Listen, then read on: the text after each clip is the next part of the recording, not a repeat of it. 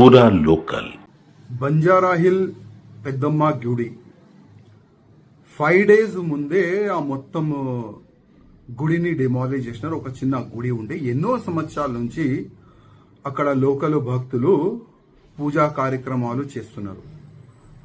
మన బోనాలు ఉత్సవం కూడా చాలా వైభవంగా అక్కడ చేసుకున్నారు.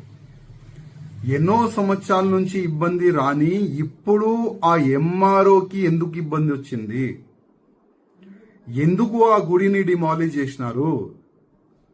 డిమాలిష్ చేసే ముందు ఆ లోకల్ భక్తులు కానీ ఏదో ఒక సమాజం వాళ్ళు అక్కడ పూజా కార్యక్రమం చేస్తున్నారు కదా, వాళ్ళకి ఎందుకు నోటీస్ ఇయ్యలేదు? ఎవరైనా గవర్నమెంట్ ల్యాండ్ లో ఎంకరేజ్మెంట్ చేసుకుంటే డిమాలిష్ ముందే ఒక నోటీస్ ఇస్తారు.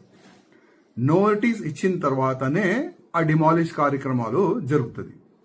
కానీ గుడి విషయం కానీ, మసీద్ ఇష్యూ కానీ, చర్చ్ ఇష్యూ కానీ అట్లాంటి ఇష్యూస్ లో డైరెక్ట్ యాక్షన్ ఎప్పుడు కూడా జరగదు.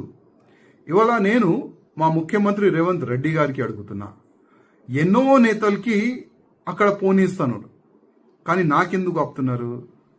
దాదాపు 4 days నుంచి ఒకటే ఒక టార్చర్. రాయసింగ్ నువ్వు ఇల్లవద్దు వస్తున్నారు, పోలీసు వాళ్ళు హౌస్ అరెస్ట్ చేస్తున్నారు, కేసులు పెడతాం, మాది పెడతాం, ఇది పెడతాం, మీ కార్యకర్తల మన కేసులు అవుతుంది, మీరు వెళ్తే మీ కార్యకర్తలు మీ ఎంబడి వస్తారు, వాళ్ళకి ఇబ్బంది అవుతుంది. ఈ విధంగా పోలీసు వాళ్ళు మాటలు మాట్లాడుతున్నారు. మీ అందరికీ చెప్పేది ఒక్కటే, కేసులతో ఇప్పటి వరకు మేము భయపడలేం, ముందు కూడా భయపడం. కానీ మా ఒక్కటే ఒక్క నివేదిక వచ్చి ఇష్యూ చేయాలే మా ఉద్దేశం లేదు. ఏ చేతు నుంచి మా గుడిని పలగొట్టినారో అదే చేతు నుంచి గుడి కట్టిస్తే చాలా బాగుంటది. గవర్నమెంట్ ల్యాండ్ అంటున్నారు కదా, ఇవాళ ఎన్నో గవర్నమెంట్ ల్యాండ్ లో, మున్సిపల్ ల్యాండ్ లో మసీద్ కట్టలేదా? దర్గాలు కట్టలేదా? చర్చ్లు కట్టలేదా? డిమాలిష్ చేసే అంత దమ్ము గవర్నమెంట్ కి ఉన్నదా? ఇవాళ నేను అడుగుతున్నాను. హిందువులు ఏం చేయరు, హిందూ ఐక్యతం లేదు, అదే కదా మీ ఉద్దేశం. అందుకోసం మా హిందూ దేవాలయ పైన మీరు టార్గెట్ చేసి డిమాలిష్ చేస్తున్నారు. ముఖ్యమంత్రి గారు ఇమ్మీడియట్ గా ఆ ఎంఆర్ఓ పైన క్రిమినల్ కేసు బుక్ చేయాలి. ఆ గుడిని డిమాలిష్ చెయ్యండి.